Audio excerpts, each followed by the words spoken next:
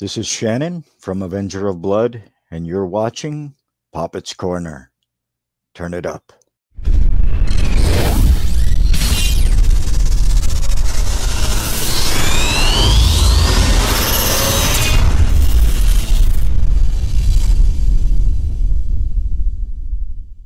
What's going on, everyone? Welcome to another episode of Poppitt's Corner. Thoroughly excited as always to be doing this, and it's long overdue in my opinion, but I got the one and only Mr. Vic Stown of Vindicator and a bunch of other V projects, which we will get into.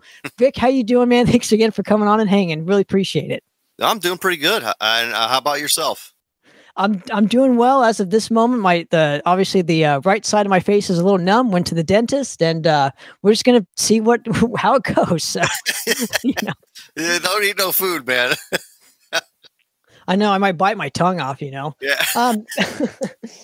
So the basis of the show, I'm gonna literally go through your entire career and just tell some stories and learn a little bit about yourself. So if you're ready, man, I'd love to get started and just talk shop for a few. Absolutely. So right off the bat, can you give me some of your first kind of recollections of just hearing music for the first time, and what was the band that kind of did it for you? Well, my brother and I grew up with a band in our basement almost perpetually. If it wasn't live music coming from the basement, there was like reptiles and amphibians in the basement. It's how my dad worked. It was either raising and breeding reptiles and or amphibians, or there was live music coming from the basement. So for me, my dad's band Stutz was the first experience I had with music, and it wasn't quiet, either. That was full Marshall stacks, and they were using like 50-watt amps, but still, that's loud, man. And they weren't trying to keep it quiet. So, it was rock and roll coming from the basement, 85, 86.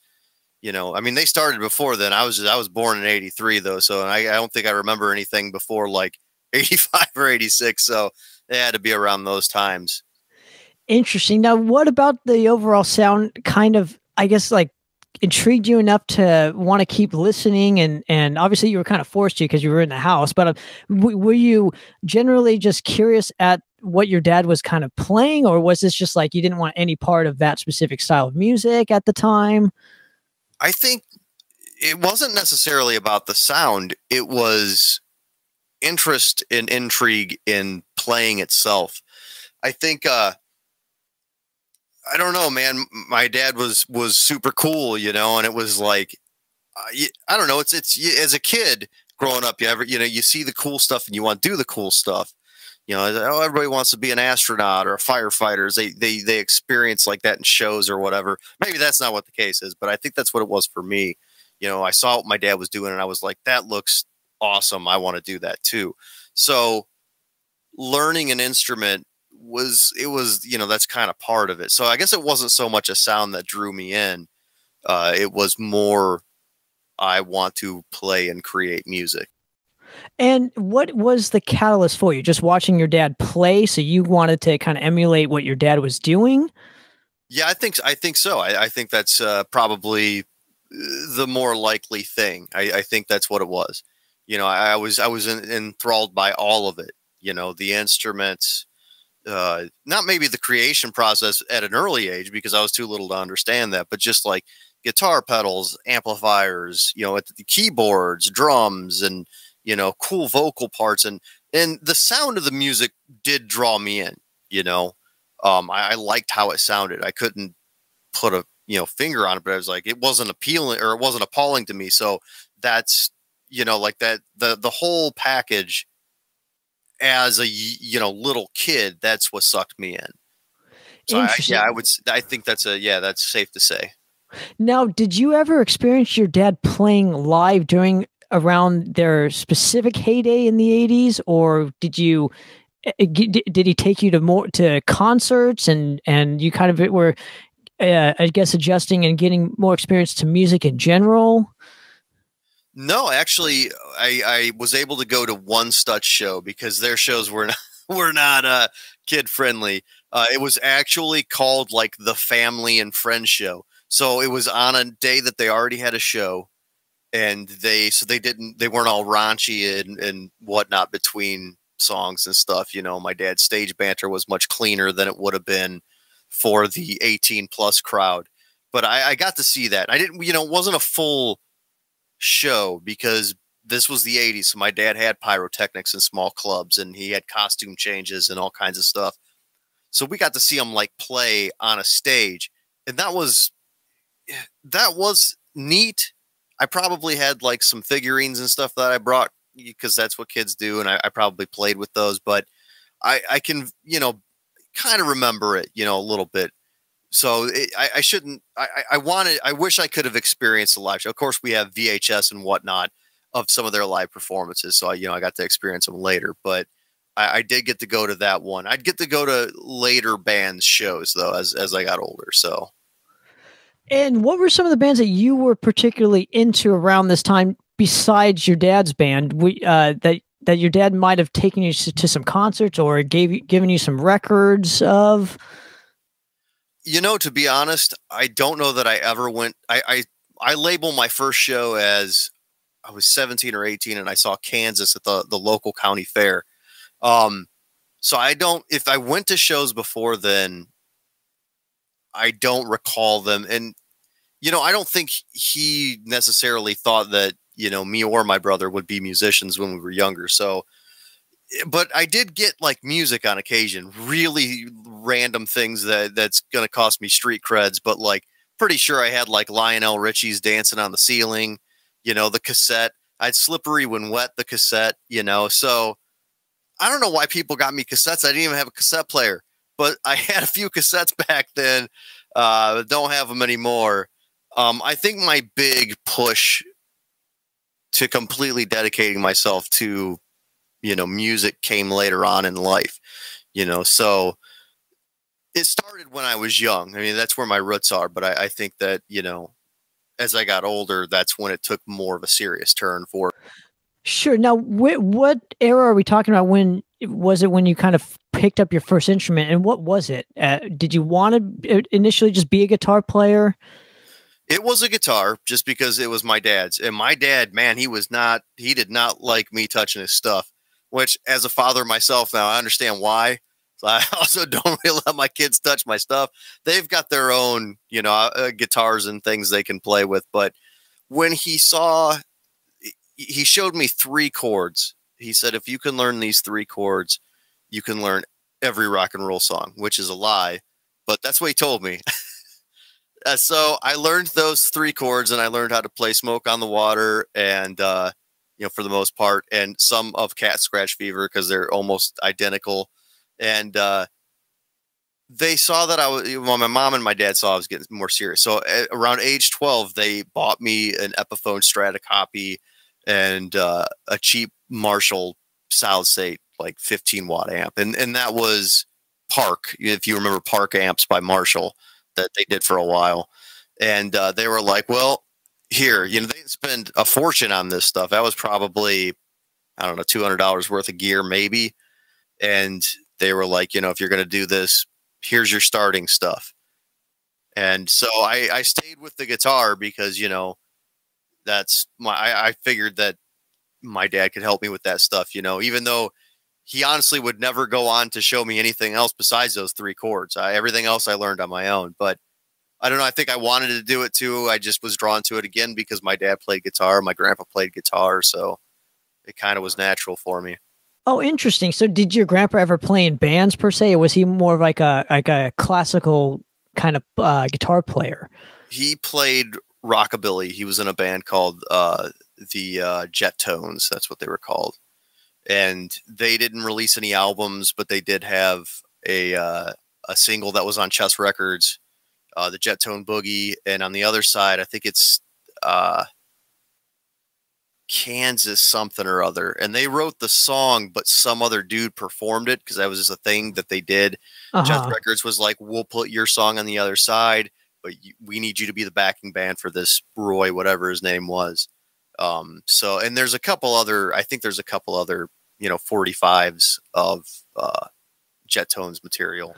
Interesting. So let me go off the beaten path right here and just ask, when were you discovering that your grandpa had recorded music and your dad? Did your dad kind of show you his music? And okay. Yeah. So my dad, I mean, he didn't really, because my dad's really bad about keeping stuff.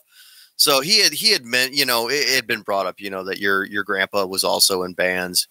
And you know, and I'm in a band too, you know, it's just kind of brought up.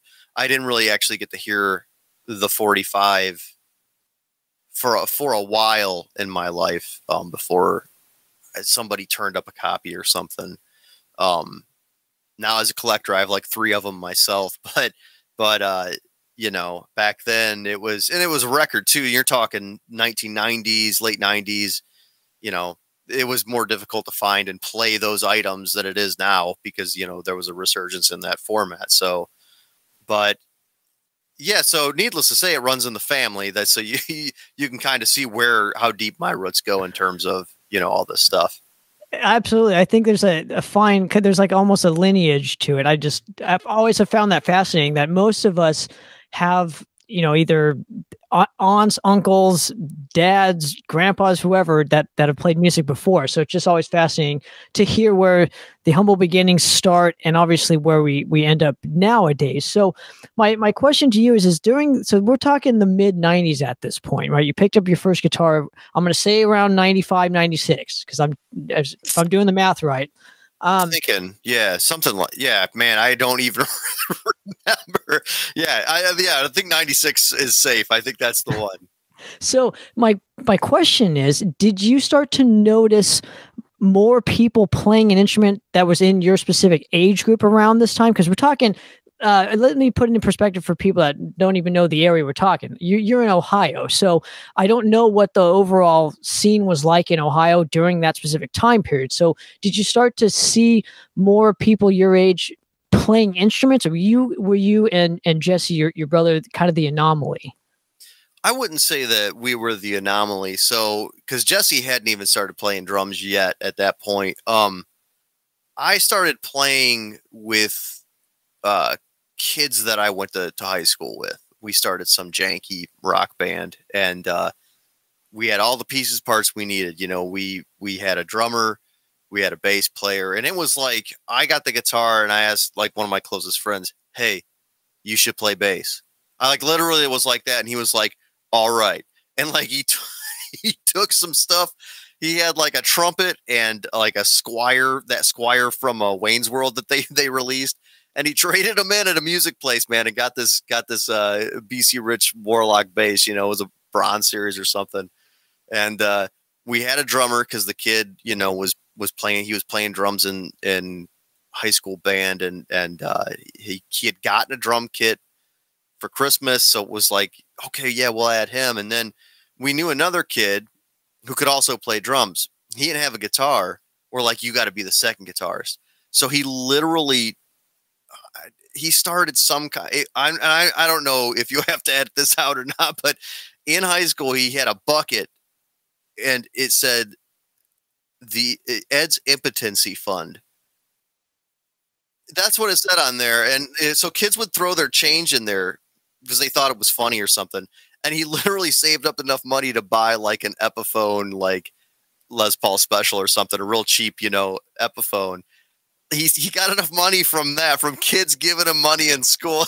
So, and there was our band. And then ironically enough, the drummer left, you know, shortly after that. And the kid who saved up for the LP ended up going to drums, where he was also a better drummer anyway. So, and you know, we wrote dumb songs about like Mega Man and such. So, and while we were doing this, there were other kids in school that had bands. So I would say, I guess, yes, there were not a bunch of people. I went to a farm school, so there weren't a whole bunch of musicians in that school, but there was a small group of people. And then as we progressed through school, more kids started showing up that were playing, but it was always, you know, very small in terms of, you know, jocks to kids who played, you know, instruments or something. There weren't very many of us.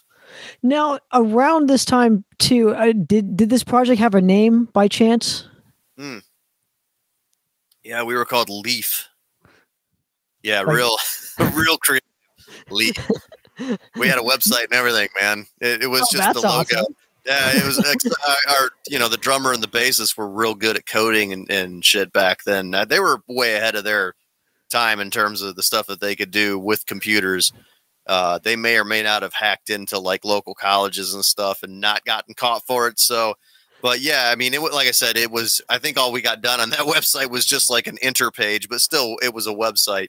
And we had a lawsuit thrown at us by a fake lawyer from another band named Leaf from Texas. So then one of our members posed as a lawyer and countersuited, and they backed off. So yeah, so we were called Leaf. Yeah, real cutting edge there.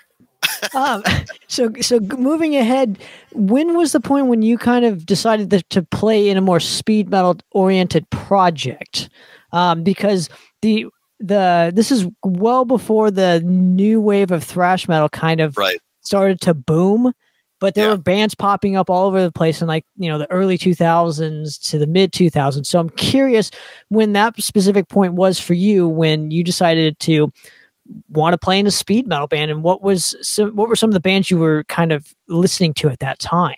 So here's a segue. This is going to be a segue into the next project that I would end up doing. So I thought Leaf might actually continue on and play some shows and stuff, because I think we played like 2 shows total.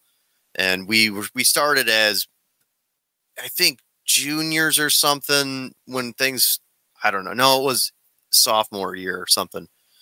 So I thought, after we graduated, we might play a few shows and maybe start taking it a little more seriously. And it just didn't happen. So I actually kind of slid out of music for a few years. Enter 2003, where another classmate of mine delivers a pizza to my parents' place, and I'm still living with my parents. So I knew that he played music. I wanted to get him in our band. I wanted to get him in Leaf because he was the only kid who knew how to palm mute besides myself. I was like, I need this guy to be in my band because nobody knows how to, no one understands this palm muting. So I set up let's jam. And, this would be the birth of Violent Night. So Violent Night was really eclectic in terms, you couldn't really put us in a box genre wise. We had a lot of prog songs, some songs that sounded kind of Gothenburgish. We had some thrash songs, and that's kind of where, Wayne would end up showing me all the music that would, inspire me to want to write thrash. I learned 90% of my metal knowledge from that guy. I think I was 20 at the time. Yeah. And I remember hanging out with him, going over to his place and going into his room. And, he's like 18, 19. And you can visibly see like 500 to 600 CDs out. And it's like, that's massive for a kid his age. And he's like, that's not all of them. And he goes over to a dresser and he's pulling drawers out, and there's like 200 in each drawer, and he opens up his closet and there's like 700 in there, and you're going, what the fuck, man?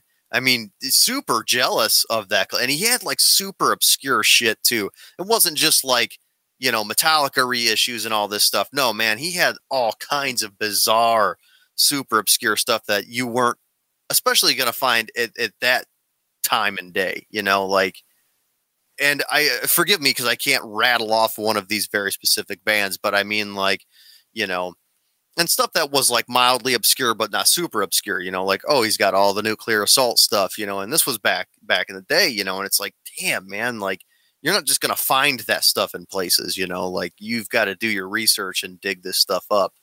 So he's one who showed me all the bands that would inspire me to be, the guy that I wound up being. Interesting. And obviously we should mention, I think, Destructors from that specific area as well. So I'm sure that, I don't know how much of an influence that played in your specific palette, but I know they were one of the bands that are known from that your specific area. So moving forward, when did you start to want to record your songs? And walk me through the first recording experience for you guys. So I think I've always been in love with the creation side of music. To be honest, it's maybe just only in the past, 10 or 20 years is my realization that, like, I really enjoy this most out of all of this stuff is creation. So, excuse me. So I had what's the brand? Tascam 4-track. I got one of those early on in my career, if you will. And so I'd been using that in an Alesis SR16 drum machine for a long time, you know. And my earliest experiences are on a 4-track, you know, recording drums, bouncing guitars, bouncing all 3 things over, you know, so I could have more tracks, you know. And that was a lot of fun back then, man. Like back in the day where you're doing that stuff and you're utilizing cassette tapes, and that's my earliest experience was with recording. I would eventually move on to a Roland VS880. You remember those DAW, you know, the digital workstations, the desktop. And, you know, I picked up a 16-track eventually, but then ultimately moved to a computer, to a PC. So, but for the most part, I've always tracked kind of on my own. There's a few studio instances in my recording history, and those were always very stressful for me when I was doing my parts, you know. But earliest with a band would be a Violent Night demo. The first one we did, we rented a bunch of stuff from a local Sam Ash, and we tracked in like a loft of a garage, which is ultimately where we would record There Will Be Blood years later. But it was less stressful than being in a studio, but still kind of silly. It didn't come out very well, but you know, we did that I think in a day or 2 or maybe 3 days. We could only rent the stuff for so long, so you know. Now, who was at the helm producing this at first? I think that my dad helped us with that first demo, because I didn't know how to use a mixing console, and so I didn't know nothing about that. So I think he was out there helping us with that. And I don't remember what we were tracking to be honest. It was probably a VS880 or something along those lines. But we rented like a mixer for the drums, a bunch of mics and stuff, and knocked it out pretty quick. But yeah, initially, you know, like my dad, I think, did that one. Normally, I'd be the one helming everything. Later on, I would get, you know, engineers. I mean, once Vindicator started, that was time to get a little more serious, which meant I don't know enough about this, so someone else should do it. Sure. That's what it comes down to.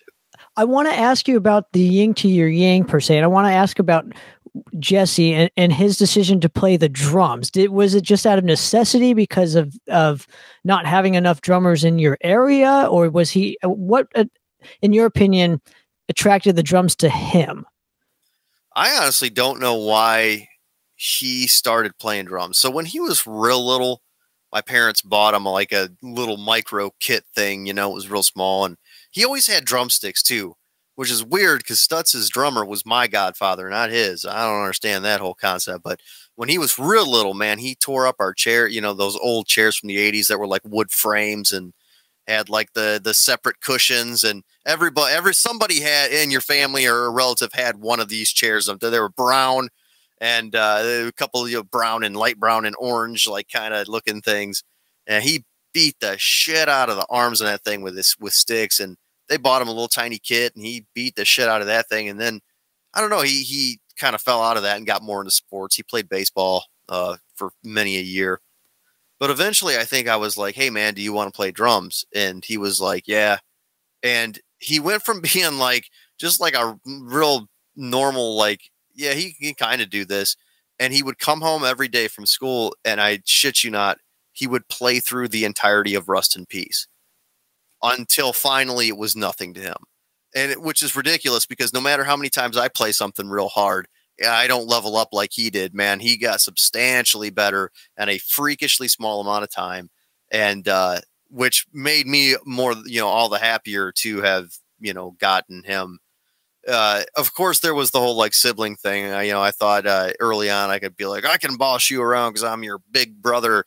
But, you know, when Vindicator started, I changed how I handled. Violent Night was a good learning process for, you know, how to handle bands for me. Sure. Now, how much younger or older is Jesse compared to you, Vic? He's 4 years younger than me. Okay.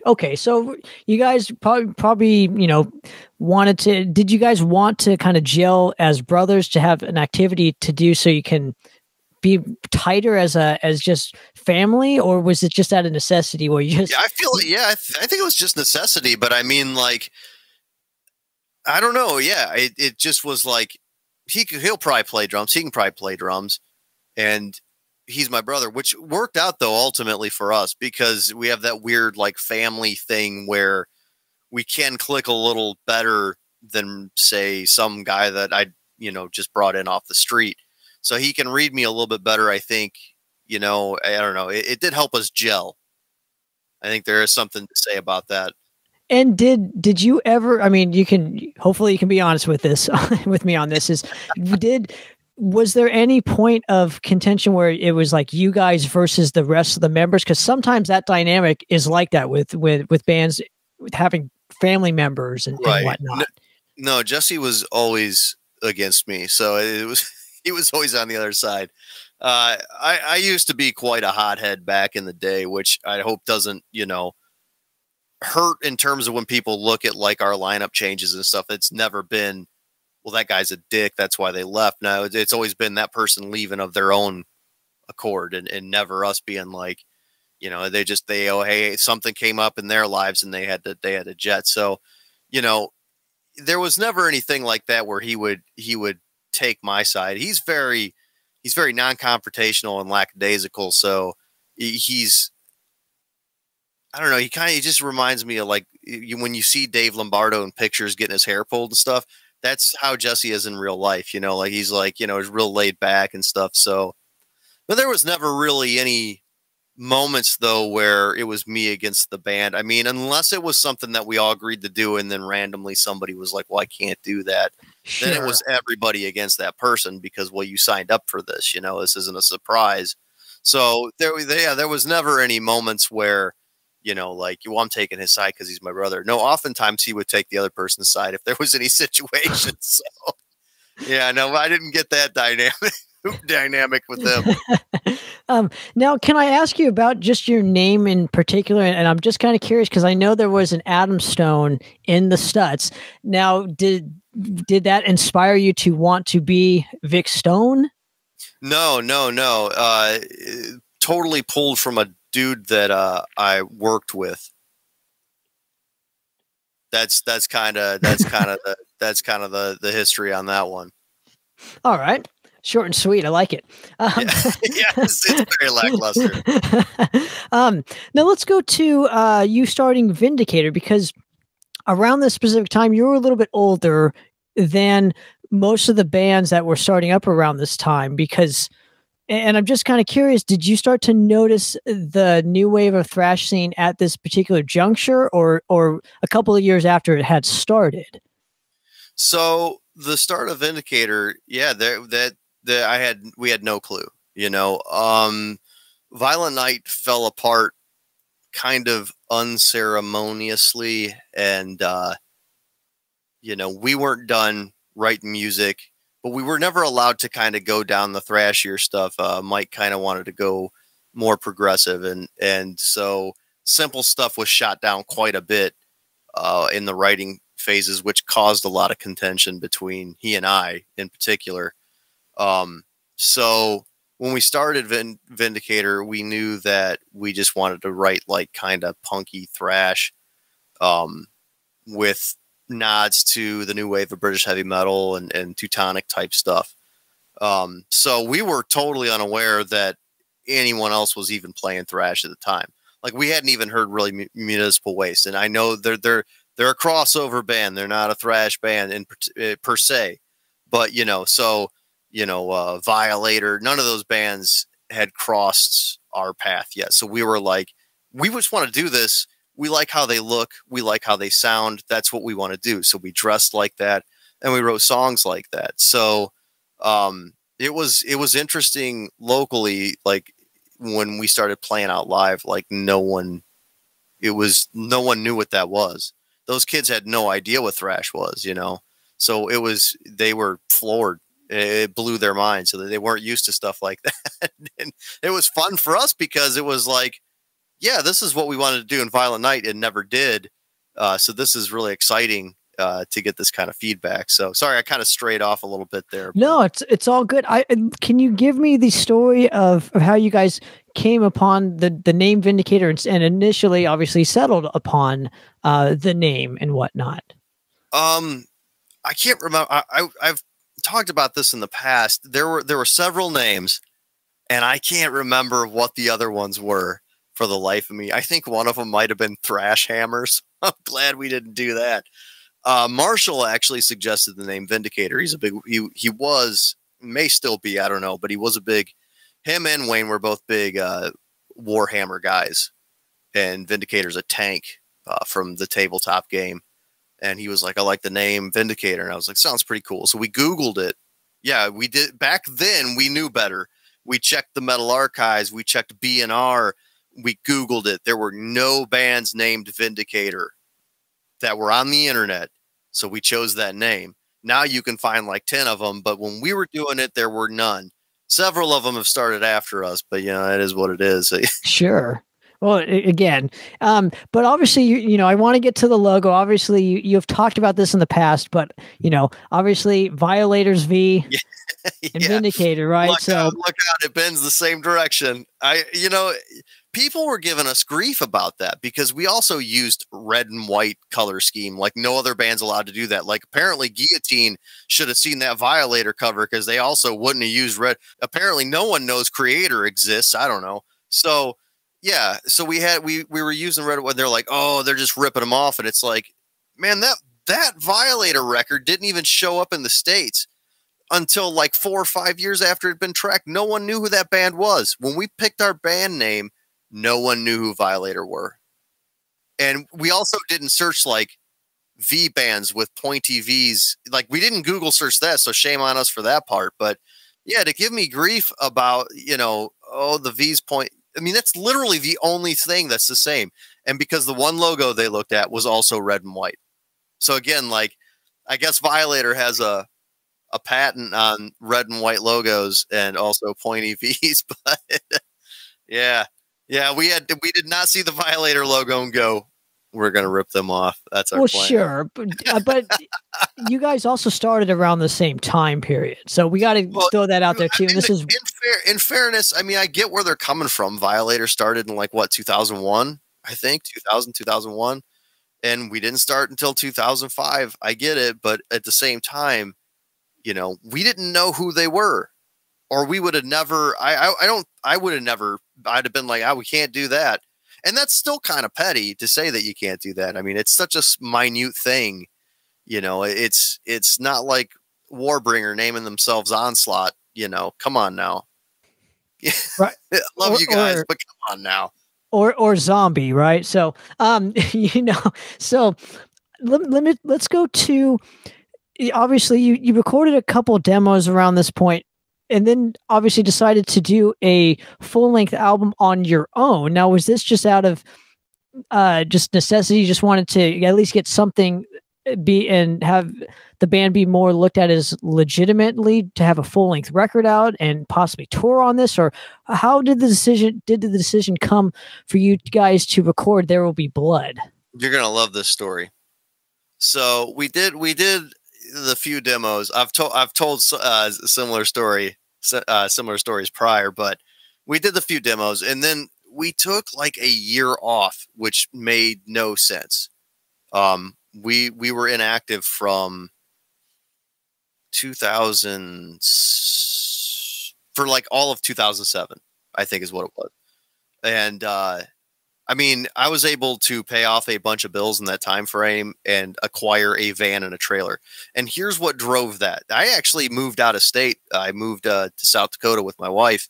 That's where she's from. And so I got this job and I started paying stuff off. And I think that life, you know, that was going to be life. Everybody kind of was doing their own thing. We did Vindicator for a year. We recorded that, well, the 2 demos. And I got up one day and Mantic Ritual got signed by Nuclear Blast. And I was like, that fucking does it. And Sarah knew when she saw it too. She's like, well, we're moving back.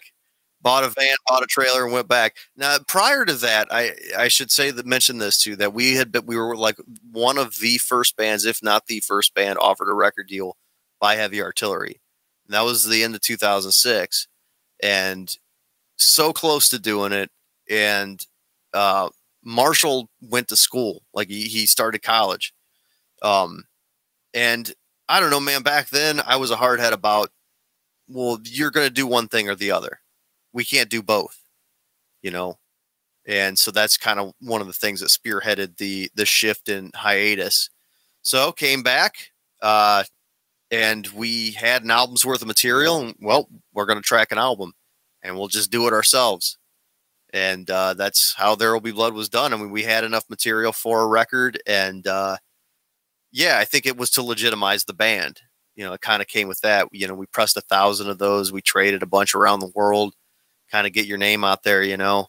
And it did help legitimize the band. I mean, you can't just, you know, keep making demos and such, burning them onto CDRs. Eventually, you need to do something.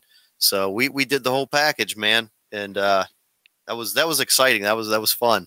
Sure, and we'll get, and I do want to touch upon the Heavy Artillery. I know it's a sore subject for a lot of bands that were signed to them.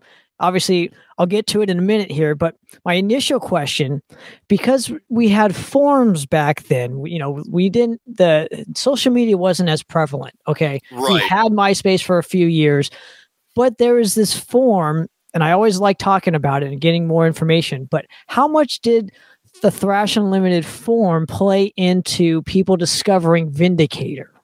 I don't know. I was really bad at utilizing forums. I am no Tom Martin, so I am really bad with anything in terms of social media in the first place, but forums were a whole different world. We had our section in there. It probably did help. Man, that's a name I haven't heard in so long. That place was awesome, though. I actually thoroughly enjoyed that. I know a lot of people discovered a lot of bands through there, and they got some big names. Like I think Gary Holt was posted on there regularly and such. That was super cool. So honestly, back then I wasn't paying attention to numbers as much. So I think it's safe to say that quite a few people discovered us through Thrash Unlimited. I know they ran an ad for us the one time we needed a lead player. We had like a front page situation there. They hooked us up. That was cool. And see, back then, I still wish we had a forum like that that was catered to new bands, because it seems like after that forum went away, then everybody else just reverted back to just listening to old school bands at that point. But right. Regardless of the fact, so obviously There Will Be Blood comes out. You mentioned this earlier. You recorded it in the same place that you were recording the demos for the Violent Night camp. So what made you guys decide to go back to that specific studio? So that studio wasn't a studio when we did the Violent Night demo there. It was just a loft. And then the guy that owned the property did end up turning it into a studio. So he invested in, like, he put up a wall so there was a sound room versus just all one open thing. He invested in some gear. I don't know what they were using, Pro Tools or something, some kind of, and they had a Mac, I think. And, you know, it wasn't like super high tech, but he basically was like, you guys can use this spot. You just got to get an engineer, you know, unless you know how to do it. I was like, I don't know how to use any of this shit. So we got an engineer that we knew. The guy, I don't think he ever recorded a metal band. So like, this is like the first time for him. And, yeah, we went there because it was cheap. That's exactly why we went there. You know, I think the engineer, Dave Heinrich, he was charging us like $15 an hour or something, which is basically unheard of in terms of studio, even back then, because Violent Night did end up going to a studio, like a really nice studio in Kent, Ohio. And man, we were paying like $60 an hour, and we had no right to be there, man. Like we were kids who were playing stuff real bad. And this guy's like going, what are these guys doing? Like it wasn't a metal studio per se that, you know, in Kent, but that guy expected like a certain ability. And we were like, we couldn't wrap an album either. It took us forever to get what little material that we got out of that situation. And he was just like, So I was like, we're not going to make that mistake again, dumping endless amounts of cash into something. This guy's $15 an hour. The studio's free. we're going back. And it birthed that was an experience because like there was no AC in that studio in the summertime in the loft of a garage. I mean, you can guess how hot it was up there. You know, even in Ohio, our summers get pretty hot. So it was pretty brutal. You know, had some pretty nasty storms roll through while we were tracking on occasion, you know, briefly knock out the power, have us sweating as to whether or not we just got that last take. Good times though, man. So we went back again. You'll find a lot of stuff's necessity driven. That was just the price was right. And, you know, it kind of just worked out that way. Sure. And let me ask you this, you know, obviously with your dad being a musician and whatnot, was he typically supportive of you guys, you know, obviously playing in a band, and would he come see you guys play live and help you out in terms of like stage show wise, or? Yes and no. I think initially, that, you know, my dad would have rather seen us do something more in the vein of what he was doing. There was that whole weird, like, rivalry in the 80s between thrashers and glamours, you know, glam rockers, you know, and as weird as it is, I get it being in like LA and stuff, but like in Ohio, it didn't make no sense to me. But you know, so I think initially he was supportive. Like, you know, he and my mom didn't not let us practice in their basement, but you know, it was a racket to him, I think, for a while. But you know, and in terms of coming to shows, like, you know, he's come to a few shows since I've been, you know, in this career. Now I can't blame him recently because now like he watches my kids if I'm playing a show. So, but you know, earlier on, I don't know, he didn't really come to a lot of shows. But and I don't want to say that like in some weird, like sad, you know, I don't know, you know, it doesn't matter to me. I can't like change the fact that the guy's been the biggest influence on me in terms of why I do what I do, you know, so that's all that matters to me. And they have been supportive enough. And, you know, he and my mom have been supportive enough because even back in the day, you know, like random strangers were staying at their house because I'd be like, hey, this band needs a place to crash, you know, and he would, you know, they'd put them up almost always. So, you know, they put themselves out for the band, you know, so I guess that makes up for, you know, whether or not he was truly supportive of the sound or if he, you know, was coming to shows or not. He helped us a lot, you know, and then that helps. You need that kind of networking and that kind of support because, you know, word gets out and that keeps you, you know, on people's minds, you know. So that was massive, you know. Sure, it keeps you relative is I think the word you're looking for, but awesome. That's so the record comes out. What is the initial reaction around your area? Because obviously you mentioned Mantic Ritual, so I'm assuming you were friends with Jeff and the boys even back then. I don't know how many thrash bands came out of that specific area around that time. So again, you can educate me on that part. But you know, were those bands really stoked when There Will Be Blood came out? Was there an initial buzz for this, or was this just like a, you know, at least we got that out the record. It didn't matter how many people heard it or. So response wise, I mean, locally, I don't know, Cleveland took like 10 years to even know that we were a band, which is like one of the most aggravating things. One of my favorite stories to tell is that we were playing a gig in Cleveland, you know, 6-7 years into our career, maybe 8. I don't remember who we were playing with, but a kid walks up to the merch table. My wife has always been acting, merch person, driver, booking agent, manager. She's done a lot for this. She's like the shadow member, the fifth Beatle. And, you know, so this kid walks up to the table and he's got like a hatchet patch and stuff on his vest. And he was like, oh man, where are these guys from? And she's like, here? And he's like, I'm from here and I've never heard of them. She's like, where have you been? Like she got mad at this kid, you know, because we spent all those years playing Cleveland like as much as we could. And, you know, so locally, nobody cared. Cleveland's got a really, really, really super good death metal scene, but the thrash scene's never really been a thing here. Even with Destructor, the history with Destructor, it's never really been a thing, that really took. There's a few old school local thrash bands, not too many, mostly traditional metal and death metal. So now later on, a few years down the road, like Akron, Canton area would have a few thrash bands, like Mortifier came out of Canton. Those guys were real tight with the Manic guys, but I didn't get to know Jeff and the crew for a while. When they came through on tour a couple times, and we would play with them. What was the one show? It was with Destruction, I think. And I remember going to the green room and hanging out with them and stealing one of Schmear's Heineken's, and Dan being like, don't do that. Don't. He was real scared. And I cracked it open right in front. Look, I stared him right in the eyes, and I cracked it open. And then I drank it. Dude, the beers at that place, we didn't get no beer tickets, and the beers were like $8. I was like, no, this guy's got an entire case to himself. He's not going to drink all these. No one caught me anyways. He's also like 8 foot nothing. Yeah, so yeah, he'll drink half of them for sure and not get drunk. But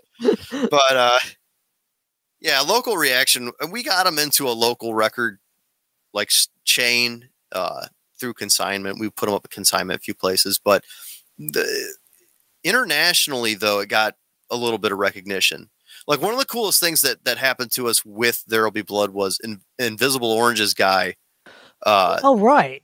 He used to do like blurbs or something in Decibel, and we got in Decibel. He liked it enough to give us like a couple lines of praise and the picture in Decibel, which was super cool because we didn't pay for that, And I think that was cool. That worked out real well for us. But just trading, man. Trading, I think, is really what got us noticed. Plus also MySpace top 10s or top 5s or whatever it was. Sure. I specifically remember seeing this specific album and the album art on that Thrash Unlimited. So I will vouch for it that I think Thrash Unlimited played a small role in that Nice. album being discovered too. So anyway, so did you do a lot of touring for this specific album and whatnot? So the tour in support of this album was a massive 2 dates. And this comes with a fun story too. So we had written the song Thrash and Destroy in like 2005, 2008 rolls around and Hyrax puts out Thrash and Destroy. And Caton gets an email from my wife posing as me saying, "What's the deal with that, man? That's our thing." And then leaves my phone number at the end of the email. I don't even know she's doing this stuff. And I get a call. And this is back in the day before I just didn't answer numbers that I didn't recognize. And you remember those days when it was safe to just answer the phone and it was just somebody? So I see this number from California and I'm like, hello? And it's Caton on the other. And he's like, hey, this is Caton. And I'm like, no, it's not. Who is this for real? I was a Hyrax fan. Like I like Hyrax, and he's like, oh, it's me. And he starts talking to me and stuff. And he's like, I'd like to have you out for a show. And I'm like, yep, well, we're doing it. And he's like, all right, you got, it's like next month. And I'm like, all right, we'll be there. And I get a hold of everybody and I'm like, we're doing this show. Marshall's like, man, I start school like the day after. And I'm like, I don't care. You're going to fly home, man. Like we're doing this show. And he was real stoked about it too. He was like, are you serious? And he's like, so he worked it out. But the best part was you probably know, as you can't book a tour in a month. You just can't do it. So we managed to get a show in at Kansas City, and then we had our show in California, and then we went home. So that was our tour in support of it. And me, I took like 400 CDs with me. Well, what if we don't have enough? Yeah, that was our tour in support of There'll Be Blood. Was this the show when you went to LA and there was like nobody there? So they were the people that were there, arms crossed. Yeah, it was. I'm sorry. It was the Hollywood gig, man. It was. I'd heard so much about. Oh, if you're playing thrash, you got to play in California, man. We're in Hollywood, man. We're in Hollywood playing with Hyrax and Raven, and the only person at the front of the stage is Sterling from Hatchet and his girlfriend. And it was just, and we still, though, we didn't like let that affect our energy, man. We still kept it on 10. And it was just like, what a bummer, man. There was no energy, dude. It was so sad, but we had a great time. And again, made a bunch of connections, and, you know, all in all, it probably cost us more than it was worth. But I mean, the experience and the connections were pretty priceless. See, that's what I was going to get to, was I no amount of loss with money, in my opinion, is I think the experiences, it outweighs any loss that you'll get from playing in a band in general. Right. Just because of the fact of, I don't know, man, when we're all connected, we're stronger than, you know, everybody being separated, you know, like what's the saying that goes where it's like the sum of all parts is greater than the whole, or something to that effect. But yes, I just heard that too, and I can't remember it specifically. You get what I'm trying to say. But I know that one that you just said. Yes. So my question is, moving forward, you mentioned something about heavy artillery. I do want to touch upon it. I hope you don't mind. No, absolutely. So my question is, so you mentioned earlier they wanted to sign you early on, and obviously for reasons unknown, you didn't end up taking the deal. How did they approach you again, or do you approach them when you're recording the Antique Witcheries record? Well, here we put out the split, and we did another tour in support of the split. And this was actually 2 weeks of actual, like 2 weeks worth of dates. And we were playing, that was when we played Thrasho. And I think the day, I don't remember specifically, but they reached back out to us. And they liked us specifically because of Mikey's playing. Like that was a big deal to them. Like, this new lead player you got is awesome, which Mikey was awesome. Because we had Bob on, you know, There Will Be Blood, and not that he was bad, he definitely was better than me, but Mike was more Marty Friedman like, and I think that they were real impressed by that. So the split material has a really good sound, not just because of the solos. I actually like the production on that a lot. But they reached back out to us, and we announced our signing, I think the day that we played Thrasho, so that there was a little bit of a kind of a like news push, you know, since we were already out there doing that. But it was, yeah, they reached out to us, you know, do you guys want your deal? And same deal. Well, I should have read the deal to make sure it was the same deal, but, cause it was most definitely wasn't the same deal. Yeah, so we took it like idiots, cause we just had a family friend lawyer look at the contract, and, he was just like, yeah, that's pretty standard stuff. Instead of saying like, you guys are never going to own this music ever again in your life. You know that, right? He didn't say that. He said it was standard stuff. So we took that as we're safe. Right. Now you mentioned Thrasho. So which Thrasho did you end up playing? Oh, geez. Who was the headliner? Exhumer. Okay. So that's 3 or 4. 4. I think it's 4. 4. Because I think Evil Dead was the next year. I think that was 5. But so let me ask you this story. How were you approached with doing Thrasho de Mayo? Did you start to play around with Fuel by Fire around this specific point, or? They came through town with MOD, which was a free concert in Cleveland. So we made up a flyer, put them all over the place. The flyer was a free ticket into the concert. And when we were done playing, Esther talked to us, pulled us aside and said, you know, would you guys like to play Thrasho? Yes, of course we would like to play Thrasho. That by far is the best show that we've ever played, you know, because we never got the opportunity to go overseas. That was the closest energy wise that we would ever get to an overseas appearance. That was an intense room. Sure.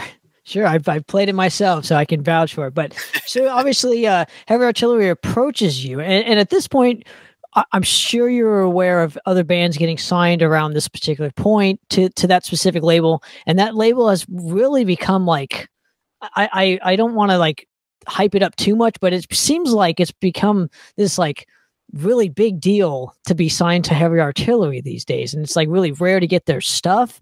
But ultimately, I think Earache owns it, and I think Sony owns Earache. So pretty much you ain't getting any of that shit back. So my question is at that specific point, it was still a new label. Were you starting to see other bands, other friends of yours getting signed to this? And was that an indicator to how, or to why you guys signed as well? When I first started talking to Heavy Artillery, they were different. You know, it was more like a two friends talking. You know, I had a lot of conversations with the label when we ultimately didn't sign with them. And so I thought I had a good grip on, you know, character judgment with these folks too. Turns out I was grossly wrong, but you know, you live and learn. It's made me more cautious in terms of my music now. But, you know, yeah, I liked what they were doing initially. You know, back then, they were doing what they said they were going to do. They got away from their original thing. They were only going to sign speed metal and thrash bands. That was when they went to sign us that first time. That's what I was told. And then they started branching out and signing bands that just weren't, I don't know, just weren't doing anything for them and were off the, I don't know. They were only going to do US based bands. And I think that they started spreading themselves too thin. And I think that's kind of where that label started to go downhill. But I liked what they were doing. You know, the reason they pulled their name from an Auburn compilation, which if you're familiar, Auburn Records is out of Cleveland, you know. So Auburn Records had a compilation called Heavy Artillery that had a tank on the front. That's why they were into that. Interesting. I had no idea. Yeah. So it was cool for me. Like, you know, yeah, I want to be part of this. They seem to be doing some cool things. It appeared they were doing some cool things for their bands. And again, back then, I also, they contacted me, and that's how this works, you know? Sure. Like, you know, I mean, I knew that you sent labels demos, but it was like, they're interested in us. That means they must really want us. Yeah.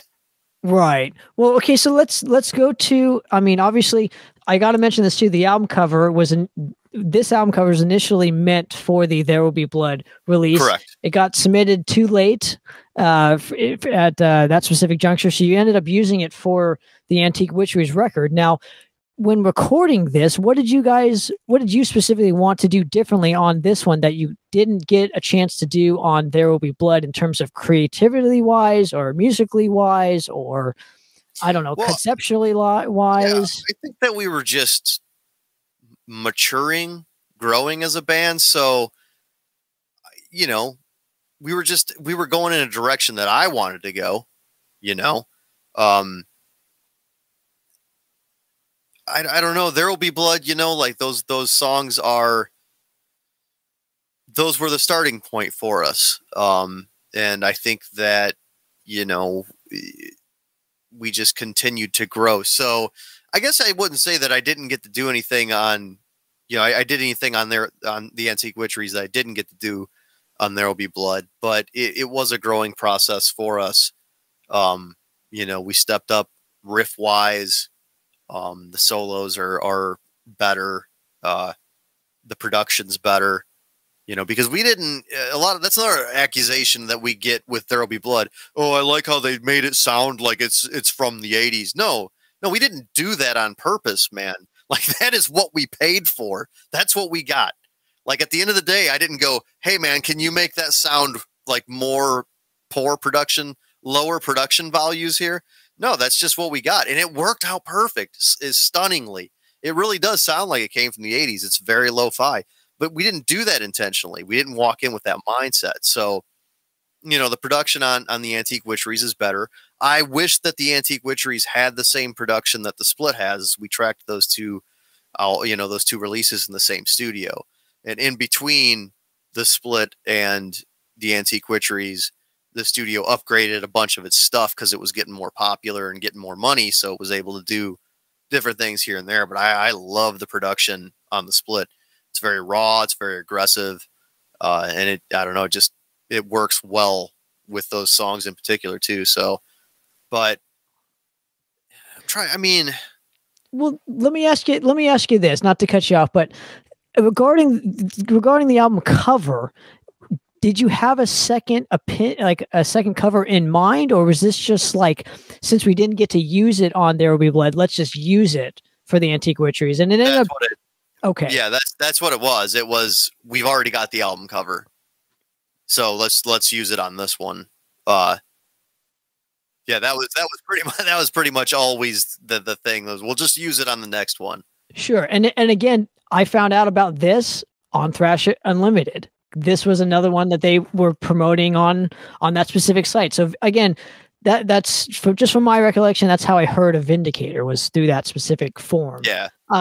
Now, did you do a lot of touring during the Antique Witcheries record? Because again, this record to a lot of people is like it's like the album that people discover you on. Right. Yeah. Yes and no again.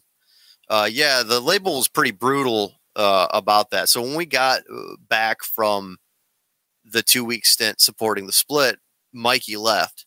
He was just, he actually quit before we went out on that tour, but he agreed to do the tour. So we came back immediately needing a lead player. And it took us months to replace him. I think 3 or 4 months. And I didn't think to play out during that time period. I wanted to play out as a whole instead of just going on. We should have just went out that way. So when we go to track the album, the studio or the label's like, you're going to have to tour. Yeah, we're not giving you the money to track this record. It's like, well, we're signed to you. I don't know how that's going to help you. It's just going to cost us money. When it did, it was awful. The aptly named Coastal Catastrophe Tour, the van broke down twice on that tour. That was rough. So we did, I think, a week, 2 weeks on the East Coast. Maybe it was just a week, maybe somewhere in between the two. Played our first appearances in Canada and came back, tracked the record with the intention of doing 2 months out in support of the record, which would ultimately be cut down to, or no, it was a month and a half, would be cut down to a month because the lead player we just got left and then Marshall left, which sent us scrambling in time for this tour, you know. And I know that Marshall leaving was a huge kind of like a huge kind of like almost a huge bummer for you personally, because you and him started at the band together, from my understanding. So my question is, even before this, do you think, had you guys not had the significant lineup changes during this point and toured more frequently as far as the West Coast goes, especially, do you think Vindicator would have been even bigger than what it initially became? Yeah, I think that we played it safe in some aspects, you know. It's not cheap to tour. So we played locally a lot. We played out a lot. We were playing out there probably once a month, twice a month, you know, which locally that's, you know, you're at like oversaturation pretty much. But yeah, that month out especially kind of busted us. You know, that was financially massive strain because we weren't smart enough to have like contracts so that we actually got paid. We got ripped off a lot, and we always have been. So there was no obligations for promoters to pay us. They would just, you know, either not pay us or pay us well under what we were, you know, guaranteed. So you don't have nothing in writing, you get taken advantage of. So I think, if we would have focused, you know, Southwest, West Coast, we probably would have done better. If we could have just been smarter about how we did that, you know, maybe not play out locally because it wasn't doing anything for us. I mean, absolutely nothing. If we would have focused those energies elsewhere, or if we would have just said, you know, fuck it, just focus on playing overseas, you know, that probably would have been an even better move for us. But hindsight's always 20/20. Yeah, you know? I can't say for sure. You know, I can always speculate, but I'm not real good at seeing the future. I can say that. Well, and what I'm getting at is, since a lot of our buddies' bands, were signed to Heavy Artillery. I'm going to mention some of them, like Avenger of Blood and Ex Mortis and Vector. So they were, touring a lot. Unfortunately, in Avenger's case, they had the same similar deal that you guys had, where the member leaving right before the fucking tour, and that's caused a huge wedge between the label and them. And just, I think though that what I'm getting at is this is a great record. Like this is kind of how I discovered you. And obviously we'll get to it later, but this as well was another factor of how I discovered Vindicator. But, moving ahead, you guys, obviously you lose Marshall. This is the first point in your specific career where he's not a part of the new record, the United We Fall record. First time you go into a studio, essentially you and your brother. But so what was that dynamic? How was it different than, say, the Antique Witcheries and just without Marshall? What is the overall dynamic? How has it changed? It's pretty much the same.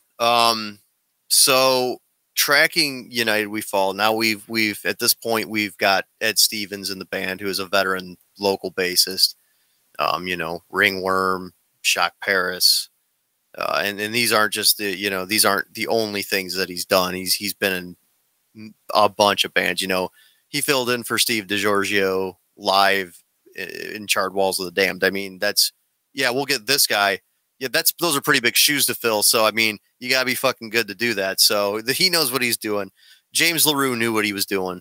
He was also no stranger to tracking and getting performances and whatnot. I can't really say the dynamics changed. Jesse, that was where Jesse kind of stopped letting me be present during drum tracking. So maybe that dynamic changed. But I know that for me personally, I was very angry at that point in time in my life, going through the bullshit with the label. The label wouldn't drop us, but they would not release a new album. This is what we were told. We are not dropping you, but you are not going to put out a new album. And we're scratching our heads. We're going, what the fuck are you talking about? You're not going to drop us, but you're not going to put out a new album. So what are we supposed to do?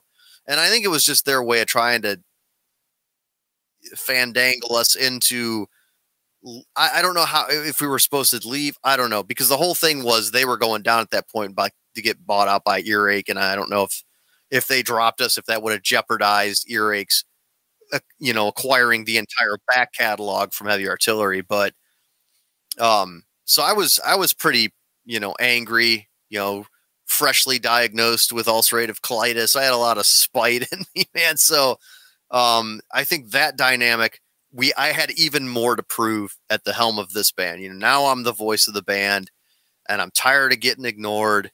And when we started writing that stuff and tracking that stuff, I thought that was it. I thought that this album is going to do it for us. This is where we are going to get our break. So there were a lot of hopes riding on that one. And at least for me personally, I don't know, that one was a big deal to me. So I think I was more focused than I'd ever been, and certainly had more to prove than I ever had, with previous releases. Sure. And so let me ask you this. Obviously you only did the one record with Heavy Artillery. Did you guys have to owe them a couple more albums after this? So is that the reason why they weren't going to drop you, but also they weren't going to release anything? So I'm just kind of curious why you couldn't go elsewhere. I mean, the way that they worded the Earache thing was real weird. They said, you can opt out of this contract. I mean, this is later on too. You can opt out of this contract, or you can be absorbed by Earache, where they may or may not choose to work with you. And we were like, okay, then we're going to opt out. Now that didn't damn us from getting our stuff back. We were already screwed when we signed the contract, but they were real bizarre. I mean, and they just stopped caring there towards the end. They got real unprofessional about responding to you in a timely manner. They just didn't care. They were getting bought out by Earache. That was the end of it. Filing for bankruptcy and moving on to doing soundtracks. That's what he does now. So, Interesting. yeah. But the only band that they initially took on was Vector, from my understanding. All the other bands, Ex Mortis left for, obviously they did Prosthetic. Right. So they made their bones per se. They one of the lucky ones, but a lot of you bands sadly didn't. And going forward, how did Slaney Records approach you to release United We Fall at this point? So we had worked with Slaney on the split. We were pretty close with the label. Like my wife and I did graphic design work for them. We always sent bands to the label that, we thought were good bands. Possessor was one of those bands, and that album did really well for them. So when we were back on the market looking for a home, Slaney had approached us. So there again, that was that whole, he came to me. So I reached out to him. I said, we're going to do a new record. Do you want it? And he did. He wanted it. So that kind of set that off. And this is the point. Obviously, you mentioned James LaRue. So what does he bring to the overall dynamic of Vindicator now that you hadn't had on a previous record? James is such a phenomenal player because he can do shreddy stuff. He can do super melodic stuff, and he's incredibly talented. Extremely gifted when it comes to unique phrasing and things, man. That guy brought something that not too many bands get to experience, period. He's absolutely a genius. So, I mean, we knew he was good from, White Wizard,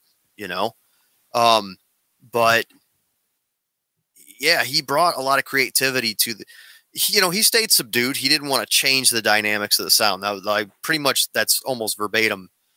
Don't want to change the dynamics of the sound. But there were instances, I remember, I think it's in the title track on United We Fall. I was like, there in the middle of the song, I was like, something needs to go here. Like an interlude. And I was like, I'm going to walk down to the store and get a coffee. I'll be right back. Because I needed a coffee. And the closest store that had coffee was, I don't know, 15-minute walk or something. So I went, grabbed the coffee, walked back. By the time I got back, though, this is the mind-blowing thing. He had an entire interlude in the middle of that song. The whole thing was done. What you hear on the record is the thing that he wrote and composed. All of it, all the instruments, too, because there was no bass for an interlude that didn't get tracked. He wrote that. He wrote all the guitar, everything. I think he even might have done the drums. Everything in that interlude was him in 1/2 hour. And it blows my mind that he pulled that off so fast. So we were able to get a lot of stuff where, like, some critical things and some good producer roles, like, try doing this again, or I'm going to move this guitar part over here, and oh yeah, that makes perfectly good sense. Like, I'm going to change some things. What do you think?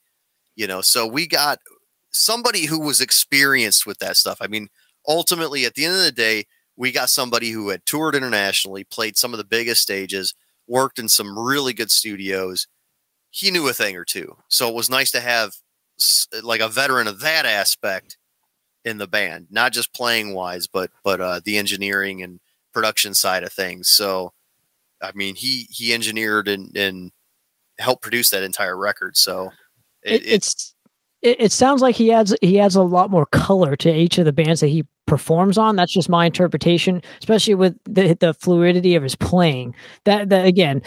So obviously, let's go to the Sleeping with Evil EP now. Just walk me through this recording experience compared to the United We Fall, and in terms of touring. I don't know how much you toured in the United We Fall era. So if you can walk me through that, that would be awesome. United We Fall didn't really get a proper tour. I think we did a few small runs. I think we did one with Lich King. I think it was like 7 dates, maybe 6, something like that. So there were a few small, we played Slaughter by the Water on it. Or no, we didn't. That was prior to United We Fall, because we also got a new bass player who left immediately after Slaughter by the Water. Like, we never saw him again. He flew to Washington to go camping, and he just never came back. So we got Ed Stevens. So it got a couple small things here and there, nothing substantial. Sleeping with Evil was the exact same recording process because it was the exact same time. Here's what happened there. Slaney initially wanted extra material because they were going to release like a limited 7-inch along with the CD, which always boggled my mind because I was like, you're talking about releasing an EP essentially with an album at the same time. And it just didn't make sense to me. By the end of it, though, the cost of the CD drove that possibility out. So we actually had a bunch of tracks left over, and we ended up cutting one, which is the first time we've ever done that. When we go into the studio, we track the songs that we have. There's no leftover material. You use what you have, and it all gets used. We didn't get the opportunity to be like, this song's not working out. So initially, Destruction of Justice for some reason wasn't sitting well with me, and we ended up pulling it.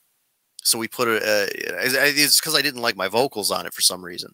And so we put an instrumental version on Sleeping with Evil.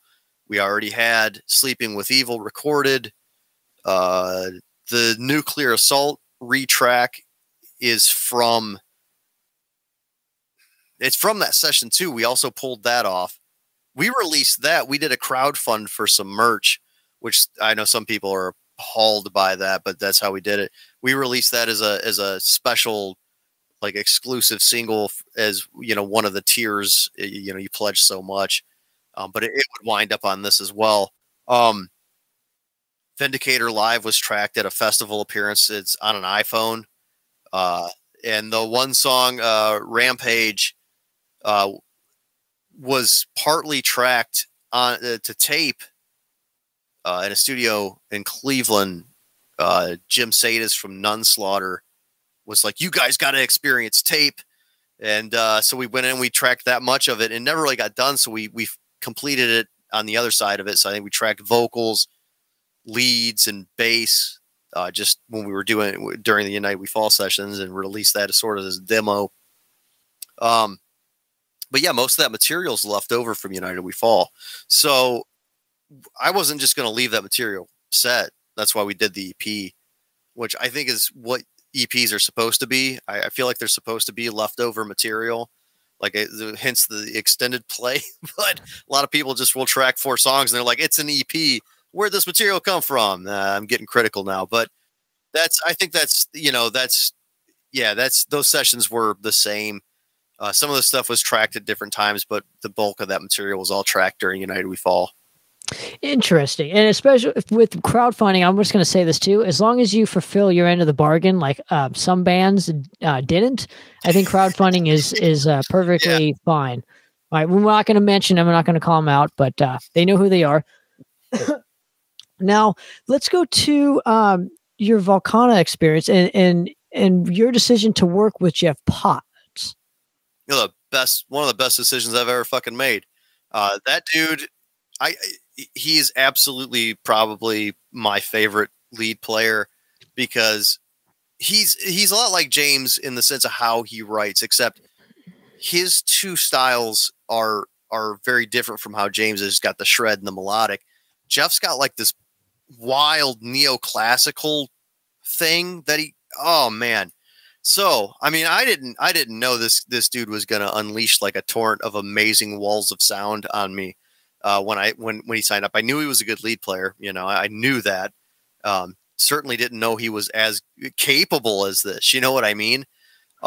So Jeff, I actually talked to about joining Vindicator, and because once again, we were down a lead player. That's our thing. It's like Jeff Waters with vocalists is Vindicator with lead players. And he was into it. He was into what I was talking about, like how we're not going to play out too much. Maybe we'll do some shows here and there, and we'll just link up for those. And, you can track where you are. I used to be everyone's got to be here in the state with me kind of guy. Like, the band doesn't work unless everybody's here and we're hanging out. There's still some truth to that, but I'm much more lenient today. If you probably know Billy, Zahn lives in Montana. So yeah. So I talked to him about joining Vindicator. He was into it. And I was like, I also got this other thing, but I don't know. I don't know if I want to do it. I had Eric Nelson made a post on Facebook one time about alternate tunings. I've been playing guitar for way too long to only have stayed in the tuning that I was in. And I felt dumb when I was like, man, I should really look up some of these other tunings. And I decided to play like in C standard. I tuned my guitar one day to C standard, and I was like, oh, look at this. I can play some of the Sword songs. And I was real into the Sword at the time, you know, so I busted out a few songs that I was like, well, I absolutely can't use this for Vindicator. And I just kind of sat on them, you know. Well, fast forward to, you know, me talking to Jeff about Vindicator.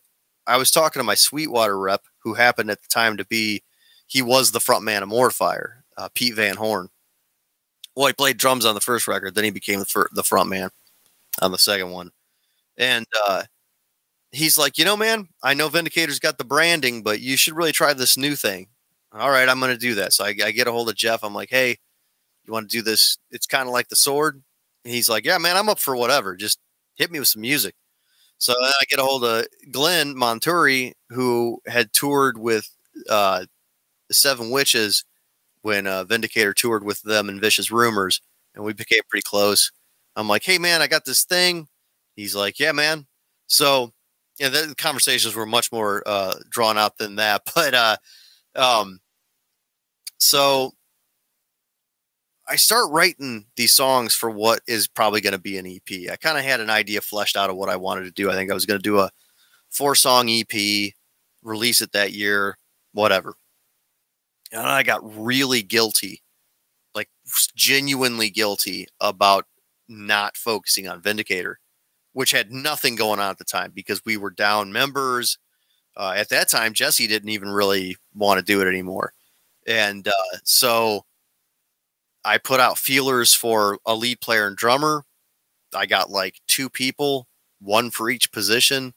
And I just said, man, I can't do this. And that's where Volcana comes back. I'm going to focus on this then. And we ended up getting the 2 songs done for A Line Among Jackals, which is basically a single because it's just 2 songs. People call that an EP now. It was just 2 songs.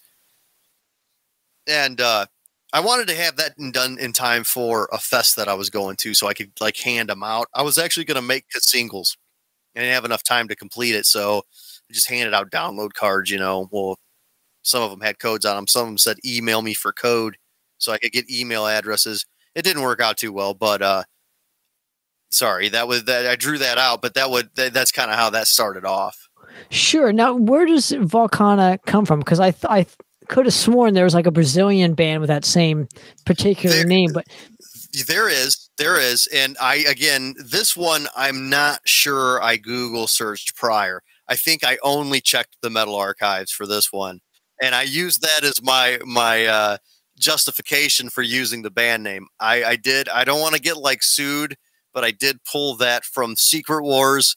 It's a Marvel baddie. She's on the bad guys team in Secret Wars. And I was like, that's a great band name. So I'm stealing that one. I want to mention this too. You know, Jeff is a really versatile player, and I had no idea because he's only played in thrash bands. And I'm not saying that thrash is like one dimensional. You could do a lot with that particular style, but I only knew him from the, you know, Executioner record and of course Warbringer's Empire's Collapse. So on that one, he was able to do more experimental things. So I didn't know the extent of his musical palette until like I interviewed him and he was telling me about the Fae and showing me all these, you know. Okay, I'm glad that he brought that up because I was going to say, yeah, wait till you hear that Fae stuff, man. Oh my gosh. I don't know how much I'm actually allowed to say about it, but he's blown my mind with that project. He's super gifted, man. Dude, he was telling me like what real power metal was, and I was like agreeing with everything he was saying because I'm a huge Rainbow fan, so you know, to me that's where most of the power metal stuff comes from, that old school 70s stuff, and that's why I was really looking forward to the Fae when he was playing it. And he's released a couple songs here and there. They're fucking fantastic. If people want to go check it out, definitely recommend. It's the FAE. And I know it's a weird spelling, but it's like, I forget what he taught the story with that was on how he chose that name. But regardless, so you guys get together, And do you guys initially just hit it off, musically wise? Because you had never played with him before, have you? No. So with Volcana, I'm just writing stuff and I'm sending it to the other guys, and they're writing their parts. So it's sort of been that way. That's probably as far as the writing as a group goes. Everybody just writes their own parts. I'm responsible for the songs and the lyrics. Except for Glenn did write a song on Goddess. One of those songs is his. For the life of me, I cannot remember what the name of it is. I did end up changing the lyrics in it, but the song, he's credited as writing that song. Interesting. Do you do the vocals in this particular project? Yeah. Yeah. Oh, I sing okay. for yeah. Okay. So how do you approach it differently than you would a Vindicator track? Well, Volcana gives me a lot more freedom musically. Vindicator set a bar for itself with United We Fall. And that's been a rough shadow to live in for me to climb out of.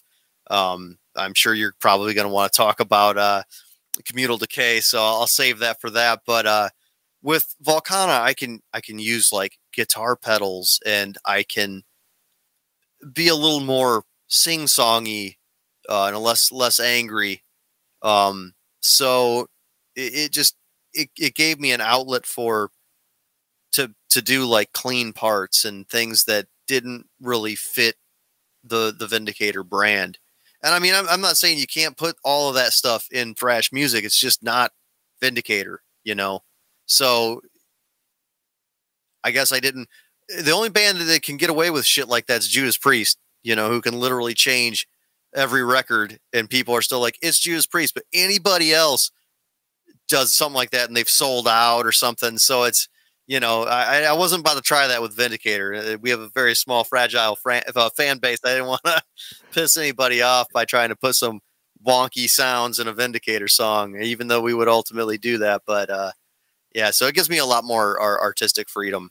I love it. Now, obviously, what is the initial reaction towards the Volcana stuff compared to Vindicator? Is it a lot more?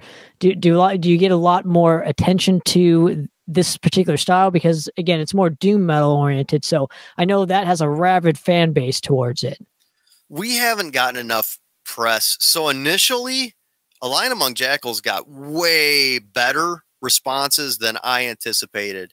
And it got way more attention than I anticipated because, I mean, we put that out just on Bandcamp, and we were hit up very quickly by Dive Bomb to be part of their Masters of Metal comp.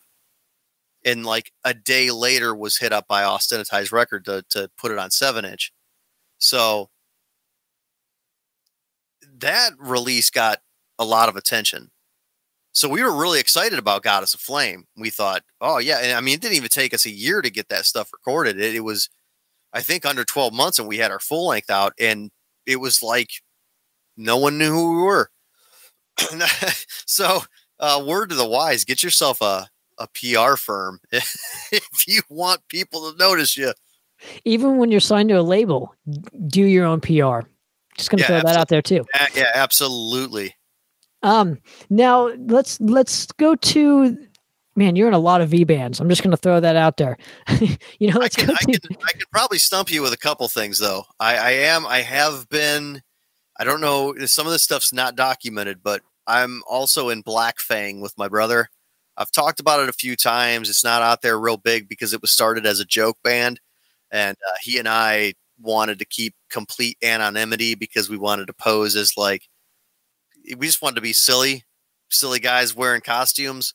But I let the cat out of the bag a while ago that is also us. And I did a band called Children of the Horn, which is also like a ska band or something, or a trumpet band. I didn't care though. I was going to use the name. Didn't care. Well, I think that's where Spiders came from with Communal Decay. See, I've done my homework too, buddy. Now, you were also in Cryptic Stench, I think. Yes, that was an early project. So again, I'm just giving you shit because there's so many V bands. That's all. Yeah, no, there really is. People are super curious about that, and for a while, I did like it. I liked the. It was just a fun thing about me. It was like, yep, there's that Vic Stone, and he's in all those V bands. And I mean, it held up for a while too. It was like, yep, that's me. I only join bands that start with V. You got to change your name if you want me to be in it. It's fucking awesome. Fucking awesome. Now let's go to the Vanek stuff. And this is more speed metal oriented. So why not go back to Vindicator around this specific time? I mean, you're in like a couple of different projects around the 2017, 2018 period. So Vanek, I was a big fan of that first record, and I knew all those guys. I mean, Ed's in Vindicator, and, you know, Sean's in Midnight.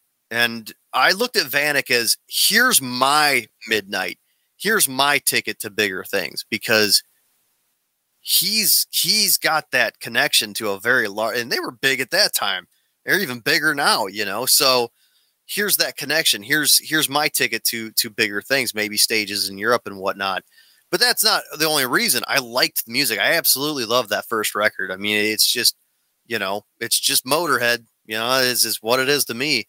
And so I approached him at a party at Ed's, and I was like, you know, hey man, why don't you let me join Vanek? He had filled in for Vindicator a few times. I asked him if he wanted to join Vindicator years back, you know, and he was already starting Vanek. He was like, I kind of want to do my own thing. It took him a few years to kind of get it together, but that's what it became, you know. He sent me early demos of some of those songs, you know, and so I was like, why don't you let me join? Because I know you ain't going to be able to play them solos while you're trying to sing and all that. Or it was like he needed somebody because he needed backing vocals, and he needs somebody to hold down. He needed harmonies, and he needed that